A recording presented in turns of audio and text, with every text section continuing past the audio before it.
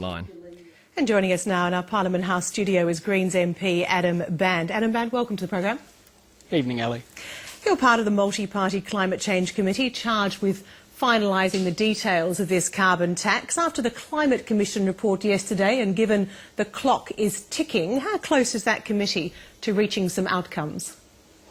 Well, what the Climate Commission report yesterday and today made absolutely clear is that climate change is real, pollution is making it worse, and that in Australia we've basically got to start cutting our emissions this decade. So in other words, in the next 9 years, the pollution is going to be as much as it ever will be in Australia, and it has to drop below that.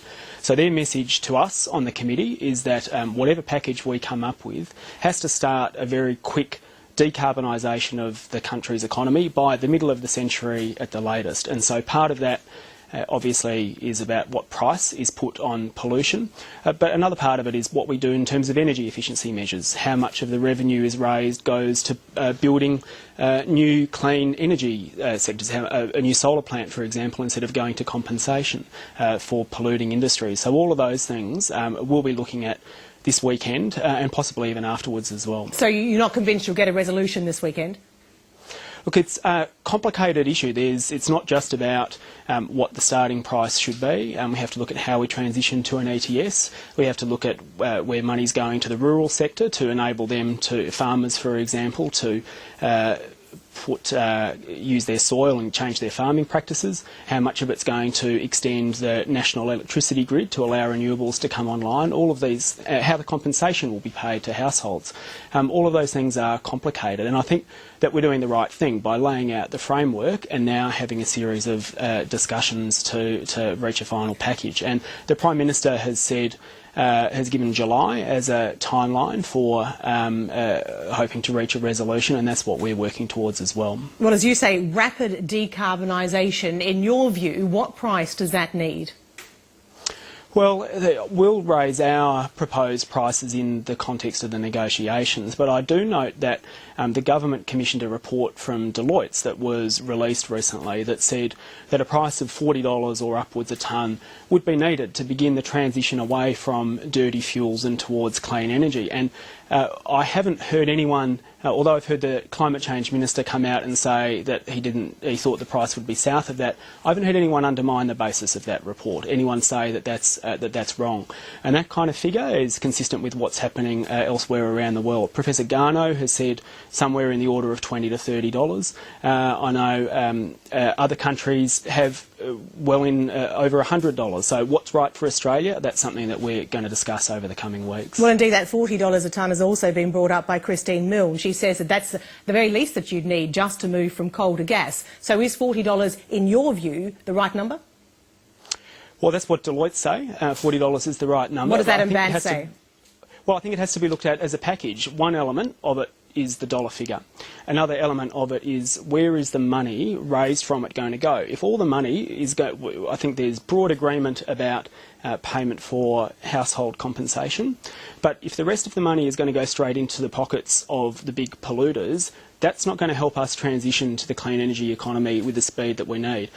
Similarly, if we look at emission standards for power stations, why is the federal government looking at funding up to $100 million for a new gas-fired power plant in Victoria on the one hand, and at the same time going down the price on pollution route on the other?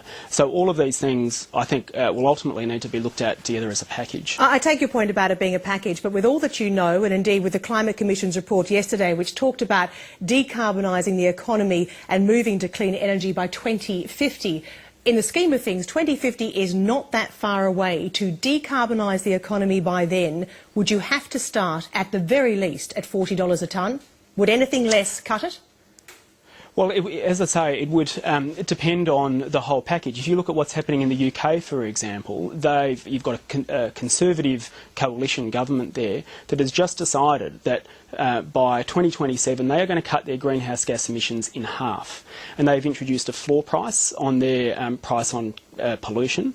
And the reason that they've done that is that they don't want to be left behind in the clean energy race that's happening now. They don't want to be in a position in 20 years' time of buying energy from India or China, importing wind turbines or importing solar panels. But two things about the the UK. direction that we're heading. They don't have the coal industry that we have. They don't have the iron ore industry that we have. They have nuclear power, which we don't have. And that floor price is the equivalent of 24 Australian dollars a tonne.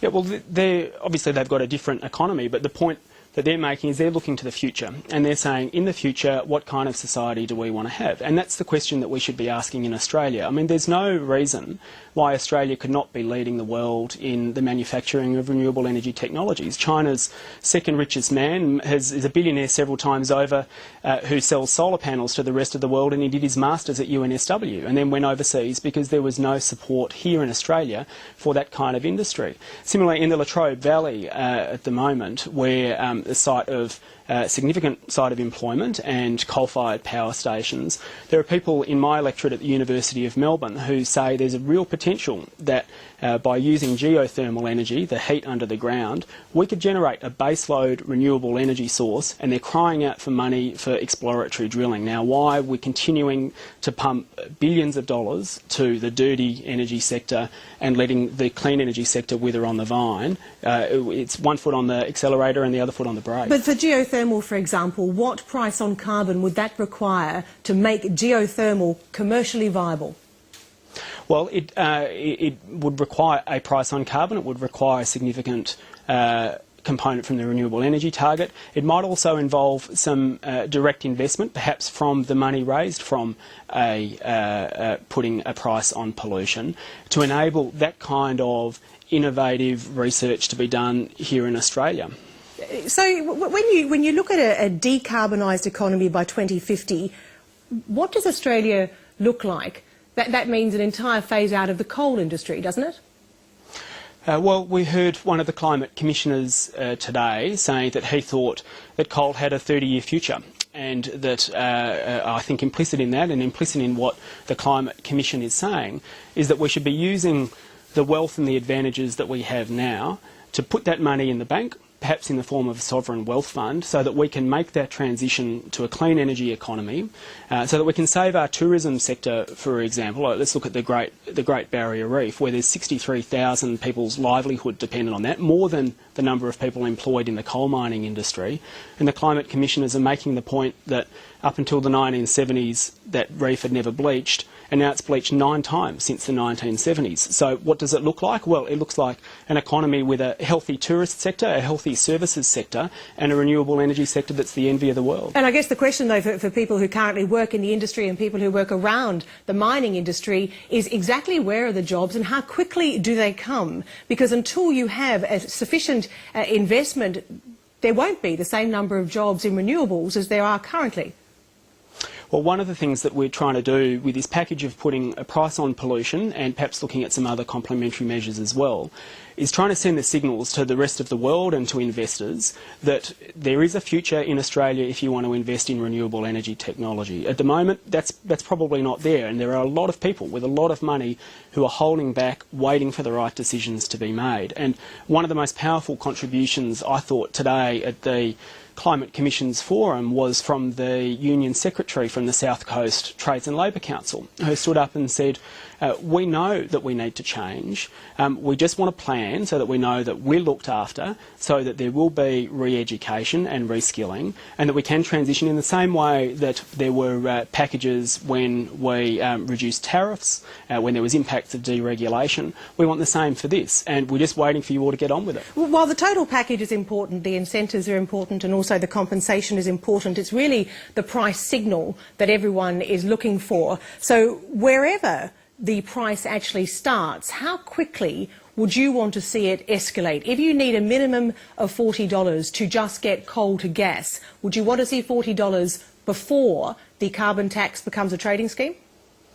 Well, one thing is escalator, and that's one of the things that we're going to discuss. Another is whether there's a price floor. What they've just found in the United Kingdom was that they the investors who are behind getting offshore wind, which is a significant investment, it's basically like building a mini oil rig offshore. The investors were saying, well, look, when we look over 30 years, factor in a global financial crisis or two, we don't want the price crashing down to an amount where our investment becomes unviable. So they said more important to us than the actual dollar amount is just knowing that there's a floor there so that we can drive that investment. So it's not as simple, I don't think, as how quickly it escalates and the starting price. They're very important, but there's other factors to it too. So would your preference be that when you do announce the details, it will be a price of, let's say it's $35 a tonne, there will be a floor of 25 and an escalation every sort of quarter after that? Is that the sort of thing you're looking for? Well, I'm not going to go into those specific numbers, but in principle, the idea of a price floor and the idea of an escalator, so that we then are in the position that we can make a rapid switch over to an emissions trading scheme and join in the rest of the world. That is the kind of thing we're looking for. Reports this morning say households will be compensated for the impact of a carbon tax on petrol. Is it your understanding that despite the objections of the Greens, fuel is in and it will be compensated for? Look, the initial document that was released talked about transport being included, and so we've always said as the Greens that we believe a simple approach that applies across the broadest sectors of the economy as possible is the best way to go. Having said that, we accept that this is a negotiation, but we also make the point that if we are going to look at petrol and fuel, we have to be consistent about it, because what's happening now at the moment is that every time a motorist goes to the Bowser to fill up, they are paying 38 cents a litre in excise. When a mining company goes to the petrol station to get their diesel fuel to run their trucks, they pay nothing.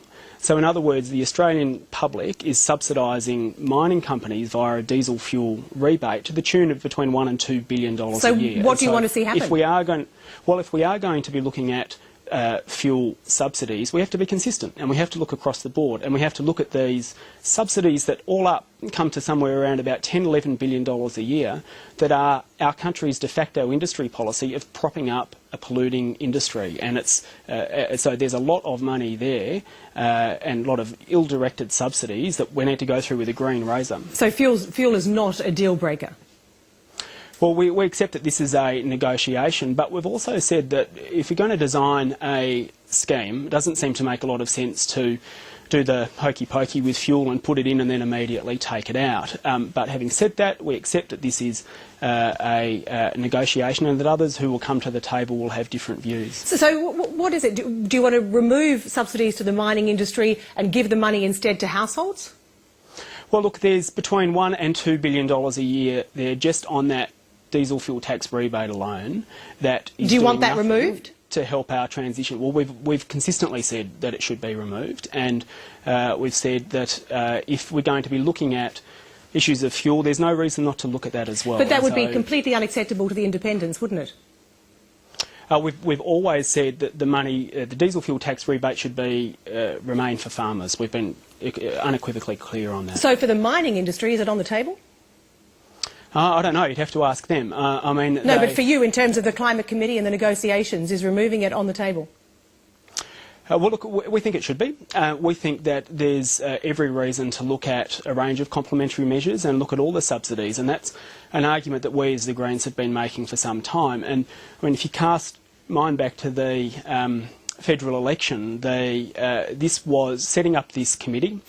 Was our proposal and was number one on the list of things that we wanted to see out of the agreement to form government. And the reason that we wanted to see that is that we accept that we all have different views to Labor, we all have different views to the independents, but through this committee process we'll try and find a way of working out where we can agree. Whether that includes diesel fuel tax rebate or not, I don't know. You said at the beginning that no one's really debunked the basis of that argument for a $40 carbon price. How far are the Greens prepared to go to get a deal that you like? Would you bring in other policies and deal, if you like? For example, you're not happy with the Malaysian solution for asylum seekers. Would you put other policies on the table and accept change here for change there? No. Look, I think that this is we're looking at a question of how we transition Australia to a clean energy economy as quickly as possible. There's scope within the terms of reference to consider the other complementary measures. So I think within that energy sphere, I think everything should be on the table, and I think that's the spirit in which people are approaching these negotiations. But other matters of policy are separate, and we'll deal with those separately. Do the Greens have a benchmark below which you won't go? Is there anything that would be a deal breaker on this? Politically, can you afford to walk away from it? Well, look, it's probably the case that everyone who comes to the table has their bottom line, and no one else has told us theirs, and I don't think as good negotiators we'd be about to say ours as well. But, I mean, we're working towards getting an agreement, and we think that we have the best opportunity that we've had for some time and possibly will have in Australia for some time to make that switch to a low carbon economy, and we're grasping it with both hands. Another issue altogether, Adam Bandt, just to finish, how appropriate is it that the former ALP National Secretary, Karl Batar, who's only recently left his position, is taking up a key role with the owner of Crown Casino at exactly the time the government is considering the outcome of that inquiry into how to deal with problem gambling? Well, I presume that he'll be out there lobbying against the measures that the government is trying to get through the Parliament with the independents and the crossbenchers. And I think it does raise the argument again about calling off periods for former ministers, for former people involved in senior party positions. I know that's already been raised today, and I think that's a good debate to have. Adam Bandt, many thanks for talking to Lateline tonight. Thanks, Ali.